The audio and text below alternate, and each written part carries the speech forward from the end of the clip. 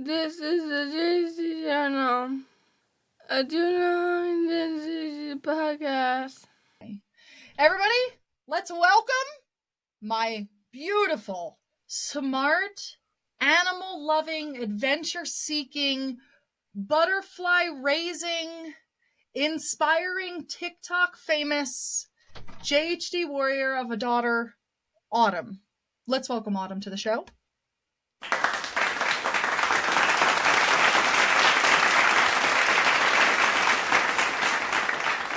Tell your joke again. How do you make a tissue dance? How do you make a tissue dance? Put a baggie in it.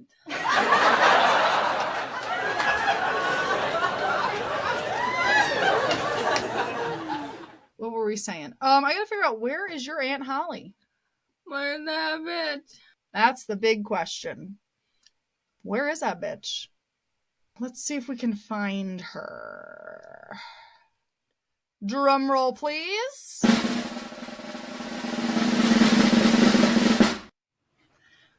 Hello, everyone, and welcome back to another episode of the JHD Journal, a juvenile Huntington's disease podcast.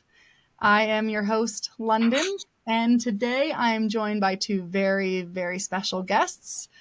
The one, the only, the beautiful, the amazing, the inspirational Autumn Tabor. Autumn, say hello. Hi. And also joining us today is Autumn's Aunt Holly.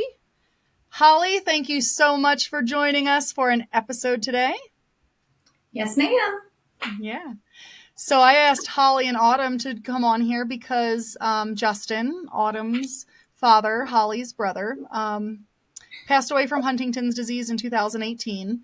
And on May 20th, he would have been 41 years old. So I thought it would be the perfect opportunity, that and the fact that it's Huntington's Disease Awareness Month, to talk about Justin and have Holly on to talk about, Justin's life as a child, as well as talk about kind of their family history with Huntington's disease, as much as we know. And as a lot of you know who are listening, everybody's journey with Huntington's disease and their story is so different.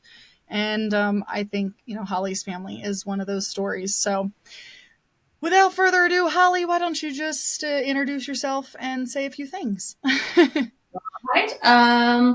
Let's see. I live in North Carolina. I was born and raised in South Dakota. I lived there till I was 18, and then I moved to North Carolina. It was about that time that I guess you and Justin were already dating, because I had met you a couple of times before we left, and then as soon as we left, we went and stayed with you guys for a little while in Pennsylvania. So, yeah, I've got two kids. My oldest is 12. My youngest is 9. Work full-time, work part-time. I got to do both to pay the bills. Yeah, that's about it. Just living the dream over here. Living the dream in North Carolina with my son over there, by the way. Yes. Mm-hmm. I stole him away from you. He's a big part of she did. That's what she does. She tried to steal Autumn too if she could, but she can't. I tried. Autumn's always a mommy's girl. I used to try to get her to come and spend the summers with us, and you're like, I don't think so. Well, she wasn't ready yet, and Yeah, let's be honest. You just didn't want to be away from her. You're like, the boys, go to Logan. Autumn, no. We can hang out. So let's see. Let's talk about Justin and how he, I've seen pictures of him as a kid and I know his personality, but from your point of view, kind of describe Justin as a child, like, a younger child. What was his personality like? What kind of things did he like? He was just like any regular boy. So Justin and I are only 2 years apart in age. So we spent all of our time together. We played together. We had the same friends. We were really close. People actually used to think we were twins because we looked so much alike. And Justin's pretty short, and I guess I'm taller because we were pretty close in size. So people would always confuse us with being twins. But yeah, I don't know. He loved to ride bikes. We played a lot with our neighbor friends. He was always wanting to wrestle, but I'd beat him every time until he got older into like high school, and then I couldn't beat him anymore. But he never held back. Like he was rough. So you guys like jiu-jitsu'd each other then? We would like wrestle until one of us was crying. I don't even think you'd call that jiu-jitsu. I can't even say it. Like we'd put people in like headlocks and like sit on them. Yeah. So there we go. We were jiu-jitsu masters and didn't even know it. It's true. Yeah. And then of course when he got into high school, Justin was really popular. He had a lot of friends. Everybody really liked him. He didn't really do sports. He was never into sports. He was into partying. He did play basketball though, because I saw pictures of him doing basketball, didn't he? He might have done like one season. Like he was not a sports player. He didn't really have a competitive nature, like a lot. Like not like I do. I'm definitely a lot more competitive than he is. He was like, we used to always play Risk and like Nintendo and like the very first PlayStation. Your dad liked games like you. Autumn loves games, don't you? Yeah. What are some of your favorite games? Uno, flip. All the Unos, right? All the Unos. Yep. And Autumn, you used to play with Justin and the Wii a lot. Your dad, remember? You guys would play with the Wii? Remember the Wii at the nursing home? I remember. Mm-hmm. You guys always be playing games. What other games did you guys play at the nursing home? Basketball on the Wii. Oh, basketball on the Wii. See? That sounds like basketball. Yeah. But yeah. I mean, he was smart. He did really good in school. I mean, I don't know. Just a normal kid. Justin's personality, if I could describe it, I mean, the entire time, I didn't know him in, young. I knew him from 19 on, but his personality, he's so laid back and just chill and happy-go-lucky. Don't ever really see him angry. If he does, Logan has Justin's personality. He does. Yep. They're like the same person. Like they don't. I mean, it's just like it is what it is. But yet, I'm going to make fun of everything and turn everything into a joke. Yeah. Like, yep. Logan does that just like Justin did. That's cute. So when Justin was a teenager, I look back, I met Justin, he was 19 and I was 19. We're only a few months apart. And I look back and knowing what I know now about Huntington's disease, I know that when I met him, he was symptomatic. I had no idea at the time. They were the earliest symptoms. They were little things like just his facial movements in themselves. I can look at pictures and I can see it. But even in videos, you see just the slight movements, and I had no idea at the time. When do you think, looking back, because you know more about Huntington's disease now than you knew then as well. So looking back, when do you think you first started showing symptoms? Did Justin ever have any psychiatric issues as a teenager? No, he really didn't. Because we just talked about his personality. One of the symptoms of Huntington's is that obsessive compulsive and or potential mood swings, like the anger outbursts. Justin didn't really have either of those in the early stages. I never saw it. Really never saw anger. Mm-hmm. Yeah. He joked about everything. Like he just, everything was always a joke to him. And he didn't take anything seriously. So I think that was, yeah, I think that was part of the problem. Was it a symptom or is that just his personality? Because he was like that. So, looking back now, he crashed his car, I don't know, probably at least a dozen times. And ran over a member's leg. Ran over a headstone. A headstone? Didn't he run over someone's leg though too? Yeah, somebody's foot or something like that.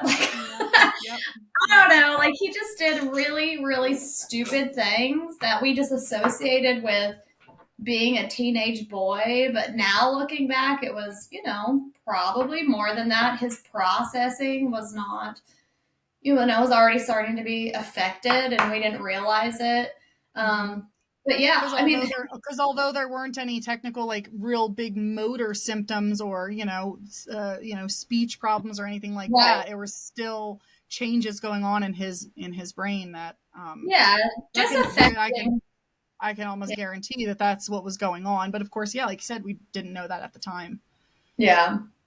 And I mean, my dad was with my mom when she was symptomatic, pre-symptomatic, symptomatic, and then of course when she had her final stages. And when Justin tested positive, we at that point we already knew, because by the time he tested, he was very symptomatic. But then when I tested negative, one of the first things Dad told me is that he was surprised. He said growing up, he always thought I had it. He thought that I always had symptoms because, like, just things about me that he thought was symptoms of Huntington's. So did he ever see the things that, because I know you and I had many conversations about, like, right. Is it? Of course, there wasn't like quick Google back then, like there is now, but did he think did he not notice the same things we were noticing? He didn't. He thought Justin didn't have it and he thought I did. So it's hard to tell because there's these obvious symptoms, but they're not obvious until a certain stage. So it's then you can look back and go, oh, okay, now it makes sense. Mm-hmm. So, and of course, in my dad's perspective, he's watching for it, So kind of like you, when Autumn was younger, and Logan, I'm sure you were probably maybe not as much as he was. I don't know, maybe. No, actually, what I was going to say is that when, it was kind of in the back of my mind, like, like every once in a while, like, what if it is Huntington's disease? Right. Like, I didn't know what to really look for. And then I would look at Logan, and I remember comparing baby pictures. Like your stepmom had found a baby picture of Justin, and it was like the baby picture of Logan, and they were freaking identical. And I just remember that because of that picture, I was like, I don't know at what time, but that picture in my mind made me think that if any of the kids did ever get it, it would probably be Logan, because he looked so much like Justin as a, but that's just what was in my mind, And right. I also have to say, and I don't know if you realize this, Holly, first of all, Logan he just doesn't want to talk about the disease. It's not that he's ashamed. He just doesn't really know how to talk about it, and that's fine. But with, as far as symptoms go, obviously Logan has a 50-50 chance of inheriting the disease still. But from what I know and everything I know now about Huntington's disease and so on and so forth, Logan, first of all, I don't see a single thing that I'm worried about. And I honestly can say that. I'm thankful that I can honestly say I haven't questioned anything, that his behaviors, and no questionable or not Huntington's, right? Yeah, well, yeah, that's true. But as of right now, I'm like, I'm just, okay in my heart that so far so good type situation. But also, Justin's CAG repeat was 59. So what that means is if the kids have it, which we know Autumn does, their CAG repeat is either going to be 59 or higher. It's never going to be less than 59. Right. Autumn CAG repeat is 72. So if Logan has it, his CAG repeat would be at the lowest, 59, which means he would start showing symptoms about the same time that Justin did.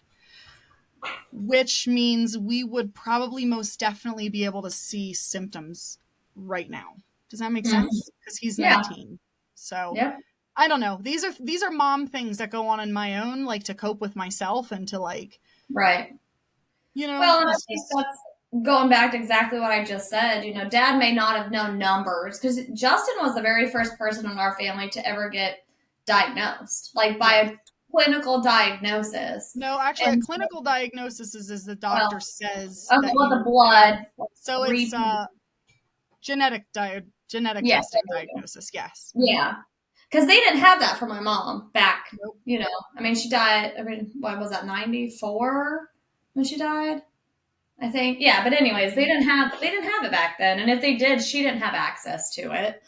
And so yeah, I mean, Dad might not have known as much, so he was just looking for the things that he knew about. Which yeah, so he was happy that, of course, I didn't have it. Sad. We all were sad that Justin did, but at that point, we already knew. Like, by the time Justin got diagnosed, we knew he had it. I mean, regardless, like Justin, I'm so glad that he never had the like anger, mood things in it. You know, even Well, he did have the obsessive compulsive later. there was that. Yes, there was that. Oh my gosh, especially like when he first got to the nursing home, first couple years there. He would just call, and if the kids didn't answer, which they weren't purposely not answering, but if they did, he would just, he'd call everybody's phone until somebody answered, and it's like, right. Justin, calm down. Yeah, being Justin's caregiver, I only have one regret. I regret getting the feeding tube. Really? I do. I feel like my sister talked him into it when she was there, because I remember the nurse called me and said that she brought the paperwork and my sister signed it, and that he was going into surgery on Logan's birthday to go get a feeding tube put in. And I was so mad. First, I was mad because she had no authority to sign any paperwork. And I was very mad at the nursing home that they let her do that. And at that point, I hadn't even had a chance to have the conversation with Justin, and she put it into his head that he's starving, he has to have this. And so Justin wanted it. Like, he was telling me, I want to do this. And so I did it because he said, oh, I want to do it. Thinking back now, I know that it was just her talking to him, and, he didn't think through it, because Justin got to a point in the nursing home where his quality of life was completely gone. And I know he would not have wanted to live like that. And I know that the reason he was living like that was because we made the decision to put the feeding tube in. And so I wish, you can wish all you want. That's my only regret, is I wish I would have slowed down. We would have got more information, like had actually a professional, like talk to him, like talk about like what are alternate options if we didn't get the feeding tube. I wish somebody would have told him what the extension of life would look like by doing that. And nobody ever did. Nobody ever told me. Nobody ever told him. All these happened was my sister said, he's starving and we're doing this. And I had to stop the whole thing. I was like, first of all, I never signed any paperwork. Second of all, I would never authorize for him to have his first ever surgery with anesthesia on his son's birthday. And so did he? Of course I'm trying to think, because I just remember getting a call. I thought I was at work, and I just remember being so sad that like it seemed all of a sudden. That's all I remember, is it seemed like really sudden, and I was like, wow, wait. Yeah, and it was. Yep. And that was all my. Kind of a hypochondriac, and that doesn't that makes sense that she would do that. Yeah. Yeah. Mm-hmm. But he had when was that? He had that feeding tube for a long time. I know. Like I said, like I feel like he wasn't even like ready for it yet. Like, I don't know. It was when Carrie was here for the. It was when Carrie was probably 2013 or 2014. Well, and Carrie died in 2015. Mm-hmm. So it was either probably 2013. Yeah, and he went into the nursing home 2011, or was it 2010? 2012.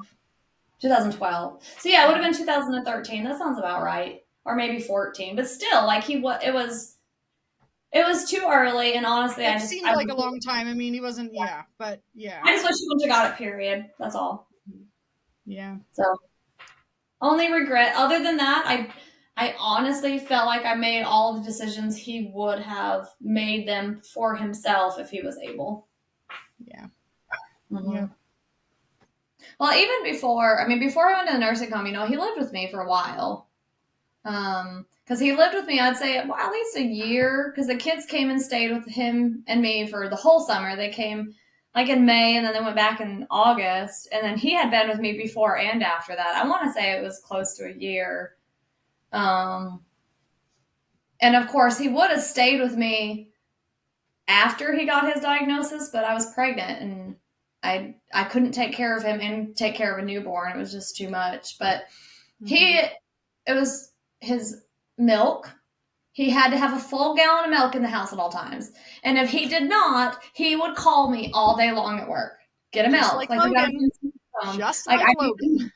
It drove me crazy. So I had to have to buy 2 milks. 1 full gallon just leave in the fridge so he would quit calling me. And the other one was his smokes. Had to have his smoke all the time. And I'm like, Justin, you're not even supposed to be smoking. He burnt holes in my couch. He burnt holes in my carpet. He was not supposed to be smoking, but yeah, he still did. I remember him smoking at the nursing home, and I remember when it started to get harder for him that he couldn't smoke. And it's heartbreaking, but also, It was time. What was the hardest, though? The hardest when he was living with me before I went to the nursing home was taking away his ability to drive. Because he couldn't drive anymore. He just cognitively could not do it. His jerky movements, his, memory of where he's going, what he's doing, his judgment. He could not drive anymore. And that was hard. You can imagine your little sister taking away your keys and taking away your car and telling you can't drive no more. Yeah. So that was probably... How did he handle it? He would get mad. He'd act like like I said, he was still very functioning at that point. Yeah. So he would really just get mad, and then he'd walk away. And, at first he would still try to take the keys and take the car. So we had to start hiding the keys, and I had to get rid of his car. He had a junker that we bought for $500. I'm pretty sure I sold it back for $500. Just get it out of here. He eventually came to terms with it because he didn't have any other choice. He couldn't hold a job at that point. We tried. He went through temp agencies. Nobody would accommodate him. Nobody wanted the liability of him, So he didn't have a job. He was living with us. His circumstances just sucked. He was at the stage that he's an adult. He's a man. He wants his independence. He wants to live his life. And it's, he's at the stage where he's realizing that he can't do that. And so he's mad at life. He's mad at everybody, but he is, again, going back to his personality, considering everything, he took it really well. I have to say, he never hurt me. He never hurt anything in my house. He never destroyed anything in his anger outbursts. I don't know. Yeah, never caused a scene in public that I know of. Well, the cops would cause the scene, not him. Yeah, but not him. Yeah. So I feel like he handled it way better than I would have. I'll just say that. Life really gave him a shitty hand, and he was really depressed. It really did. Yeah, it was really hard because, like I said, at that point, he still was like anybody else, just like you and me, and everybody listening, except for, his ability was slowly being taken away from him. Everything, his, not just things that he can control, like driving and getting a job, but his body. And I feel bad now, but I would get so mad at him because he would smoke and not wash his hands until my walls were black. I had a black smear. Right now, it's I feel bad, but at the time, you have no idea. It drove me freaking crazy. Oh, I know. There's lots of things that drive me nuts, and I'm but I get it. But I know. At the moment, you're in it. I'm just so mad. Now back, I'm it's not a big deal. But at the time, I was just and then of course, he's still independent, but peeing. Let's talk about that. My bathroom was so nasty. I would have to wash it every time after he went to the bathroom because he's not at a point where he needs assistance, but he's at a point where he can't he won't sit down. He would refuse to sit down, and he moved too much, so he's like peeing everywhere. It's like a sprinkler in the bathroom. So Won't sit down, huh? I know somebody else just like that. His daughter, in fact. Like father, like daughter, right? Yep. Yeah. Mm-hmm. So I was constantly cleaning. We're working on it. We're working on it. Yeah. So that was tough. I mean, like I said, that's why we all decided it was best for him to move back in with my dad when I got pregnant, because it was too much. And like I said, at that point he could still do things on his own. But I mean, literally, like I came home one night and he was sleeping, and a cigarette had burned through his pants and into his leg, and he like didn't feel it. He was still sleeping. Like he could have caught the house on fire, and like I said, and so it was just everything. So that was when he quit living with me. And it's so heartbreaking because, you want to help him in every way you can, but you also have your own family that you're trying to start and raise. And yeah, it's hard. It's like I said, look at me, like I even still to this day, feel guilty. I feel guilty about breaking up with him just because I wish I could have taken care of him.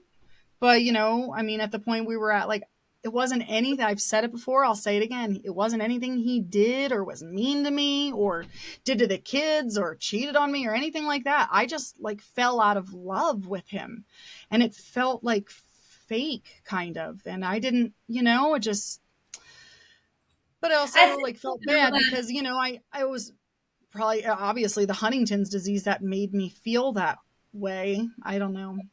Well, you had 3 young children who needed stability, and Justin was not easy to live and take care of. So regardless, I think taking love out of the equation, because I think you did still love him, but I think the pressure and the difficulty of raising children with having somebody with illness, and you didn't understand it back then, and didn't know what was going on. And honestly, I would never fault you for having to take care of the kids. You did what was the best for you. And I think Justin even understands that and understood it. Took him a while, but that was another thing about Justin. He was so, I've talked about this before with just how he was. First of all, my husband, Chris, was like very supportive throughout everything with Justin and him being at the nursing home and, wanting to make sure the kids saw their dad. There was never any sort of weird thing that like Justin was my ex. And like, there shouldn't be. It's just sometimes people are like, oh, that's so nice. But like, that's the way it should have been. It should be like that, Anyway. But like just the one story that always sticks out in my mind of a prime example of what I'm trying to explain is when I got engaged to Chris. And, I never wanted to rub anything in Justin's face about my happiness. I didn't,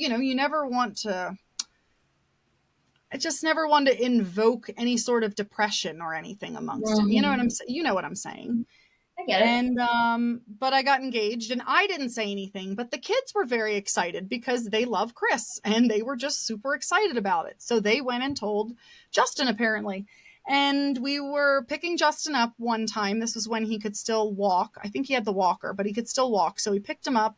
And I remember it was when I had my Ford Explorer because he hops in the back. And he leans forward through the 2 seats because me and Chris are sitting up front. And he goes, so you guys got engaged? And he has this big old grin on his face. And I'm like, yeah, we did. Because it made me smile just the way he even said it. You guys got engaged? I'm like, yeah. He goes, can I see the ring? Like it was so sweet. That was like probably one of the sweetest memories I have of him, of just, that was his personality, and he was happy for us. But again, I never wanted to do anything to just,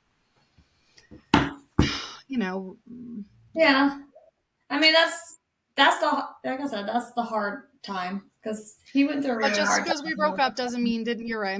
I still did love him, just in a different sort of way. And we were there for him. The kids were always there for him. And his kids were I think the kids are what he needed, to keep him. Right. Well, and that's why when we decided, so Justin asked me when he was still healthy to be his power of attorney.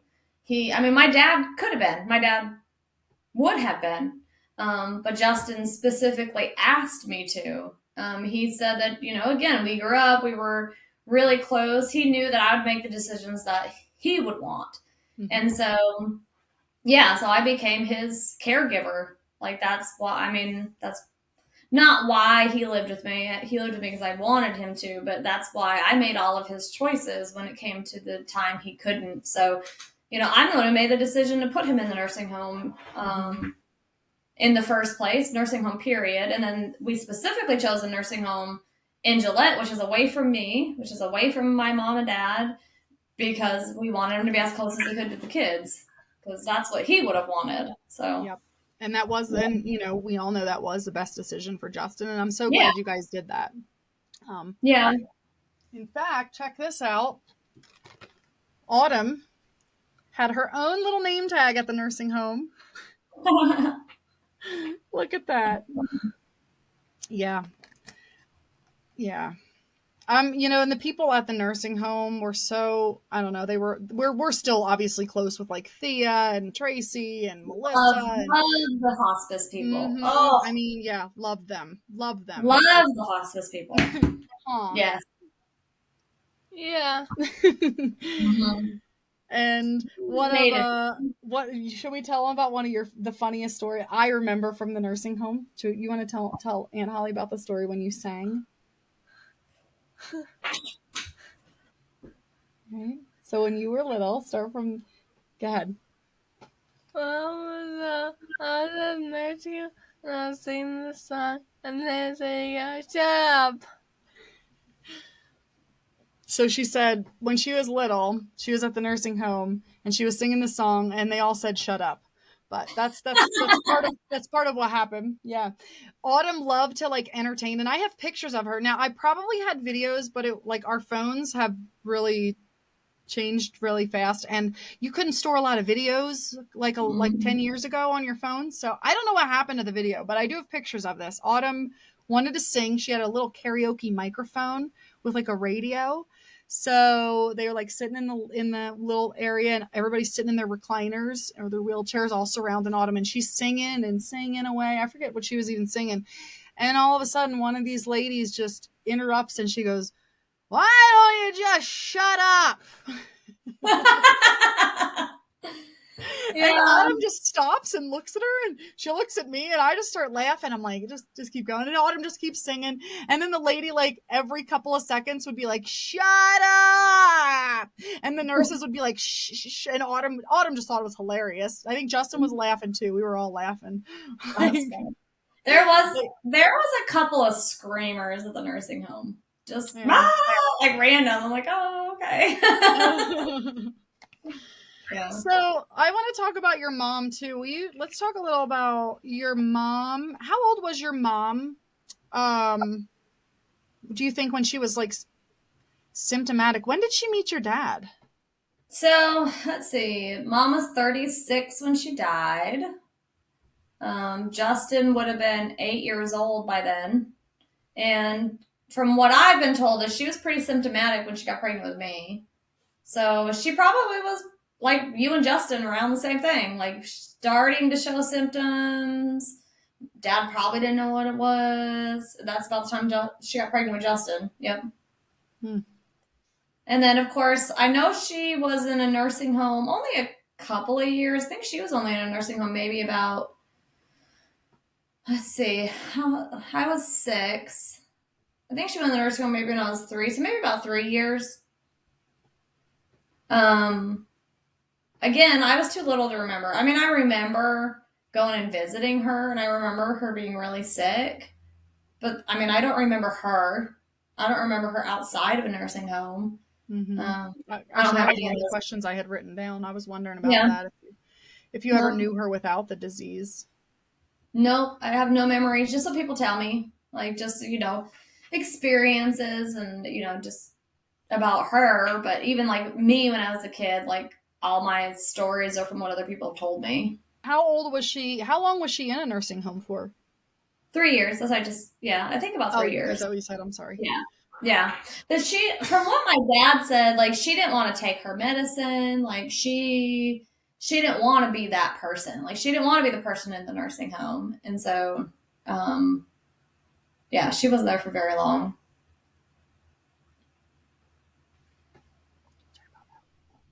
So she was like a rambunctious wild one in the nursing home. I guess. Yeah, Yeah, I feel like everybody at the nursing home Justin was there, they were all so accommodating. They were not only accommodating to him, but also with the kids, and yeah. you know, bringing him to, you know, when we couldn't pick him up anymore, bringing him to school events, stuff like that. And then your Uncle Rick, so he had Huntington's disease as well. Yep. And him and Doreen were they were both adopted. So there's 3 kids. It was my Uncle Rick, my mom, and then my Aunt Deb. Deb does not have Huntington's disease. She came to Justin's funeral, and you got to meet her, but you probably didn't remember who she was. Rick had 2 children. Both of his children tested negative, so the gene ends in his downline. Rick was in the hospital for quite a while. I never met him. I don't know a lot of details about how long he was sick for. I don't know much about him. But yeah, all 3 of them, I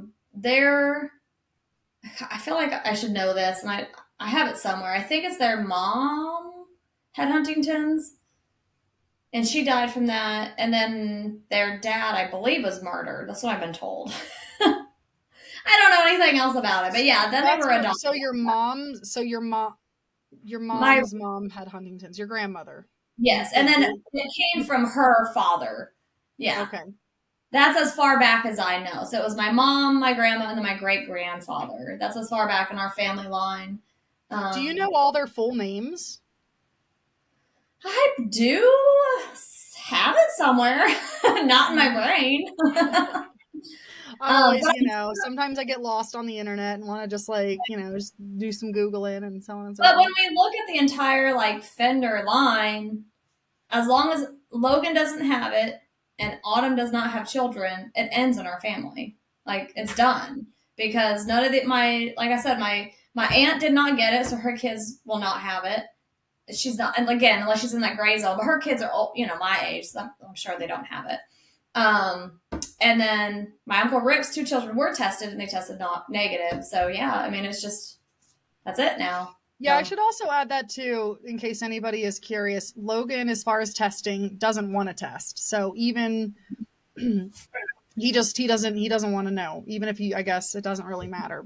And everybody's decision's different. So Logan, once he turned 18, it was up to him. He could decide if he wanted to test or not, and he has already said he doesn't want to know. So he says he doesn't have it, and he's always said that, which I like his optimism. That's great. And I think he's right. I hope to fucking God he's right.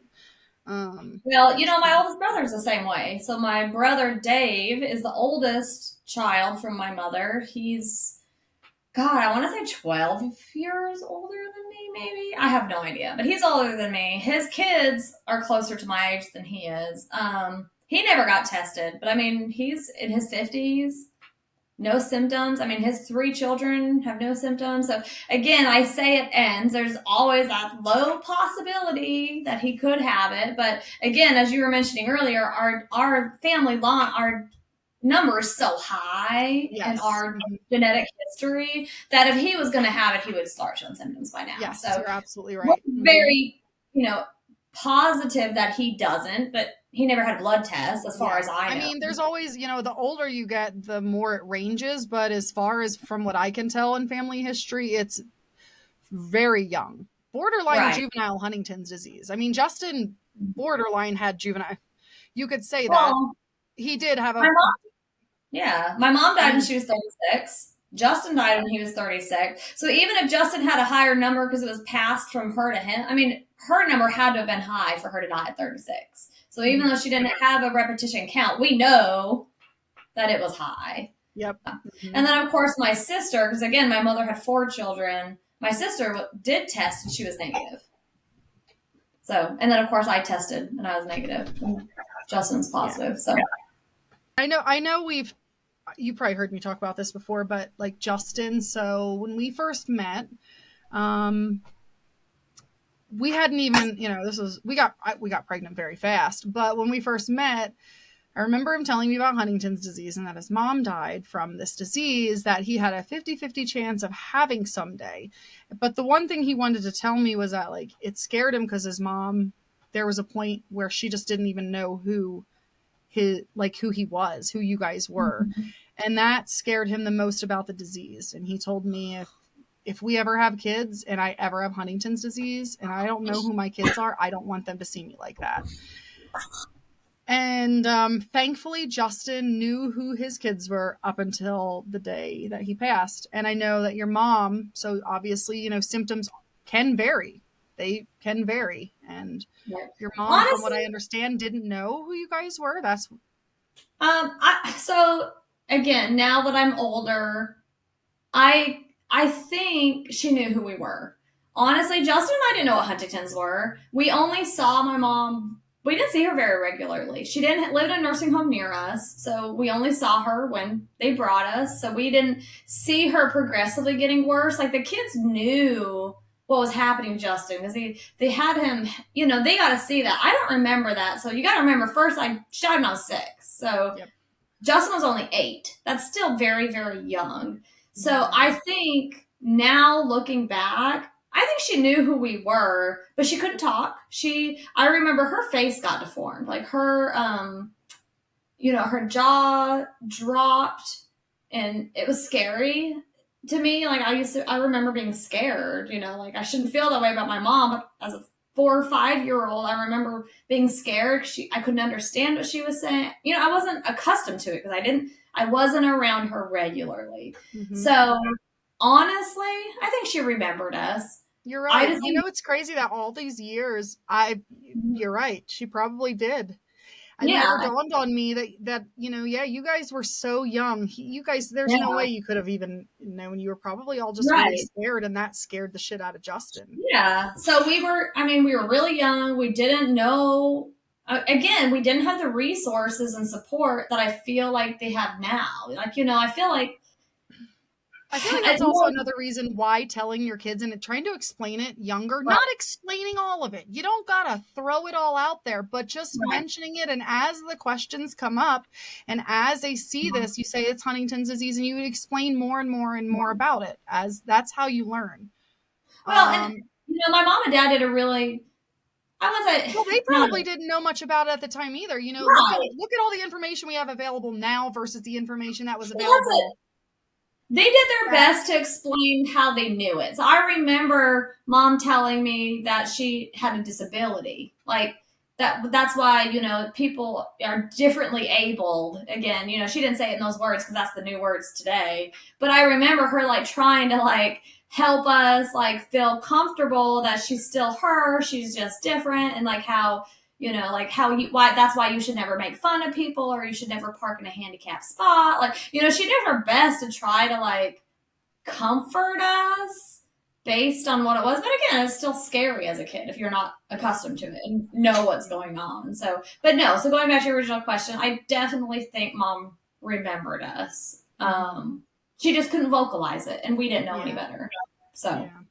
And again, she couldn't control her body to come over and give us hugs. And I didn't know that. I was just like, she never got out of bed. She didn't talk to me, so she didn't know me. Which now I know that's obviously a false statement. I mean, Justin, every time I went to see him, even when he couldn't talk and he couldn't move, he said it with his eyes. Like, you knew. He would he would cry every time I left because he didn't want me to go. That alone told me that he knew I was there and that I was there for him, and that might be the last time we're going to see each other. Like, it was not just a normal goodbye. It was always very emotional. Yeah. Mm-hmm. Yeah. And like you say, like, in his eyes, and like we would always, well, me, I would just say dumb things or bring up just anything I could to make him smile. Cause if I could make him smile, you just knew that he was, you knew he was still there.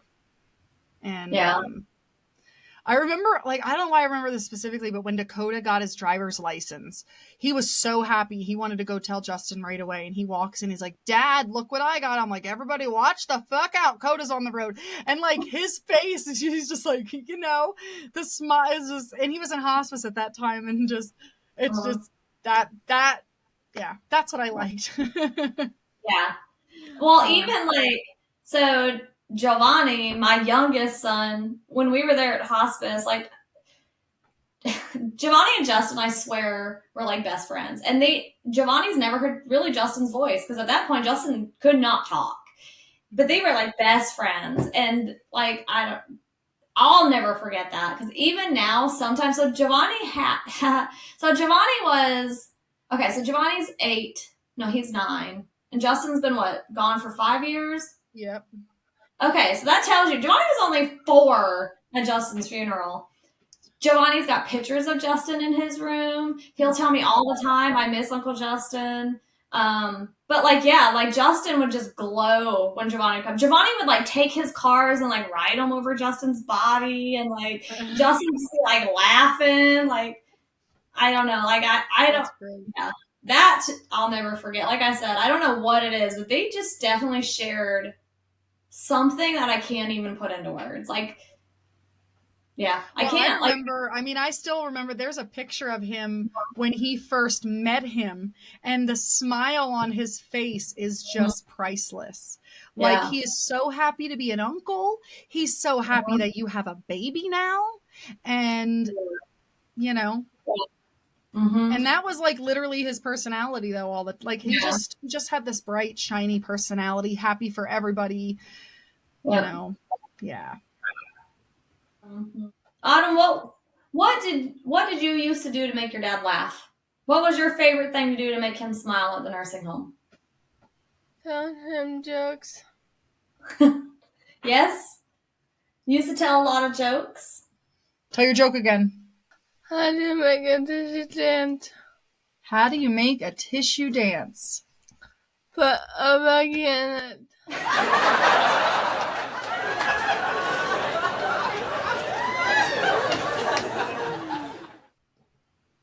What else? I have videos of you reading to your dad. Oh, yeah. You used to bring him things. Do you remember some of the things you used to bring him? We brought him the Dr. Pepper slushie and these flowers. A Dr. Pepper slushie and flowers. That was right before he passed away. Yep. Mm-hmm. And you used to make what did we bring him every year on his birthday? Cake. A cake. And what did we do every year on his birthday? Sing. That's right. I have a couple of those recordings. How about Christmas time? We always made sure there was a tree in the room, right? Yep. Justin only lived for 36 years, but man, did he live. Like, I feel like he loved life. Like I said, as a kid, he was just so happy. He was rambunctious. He was fun. He got into trouble. He got grounded. He went to parties. He made friends. He, fell in love. He had 3 beautiful children. Like, he had a life. Like, it may not have ended the way he would have wanted it to, but when he had the opportunity, he lived and he was happy. And for that, I'm grateful. I'm grateful for all of the positive things that he had.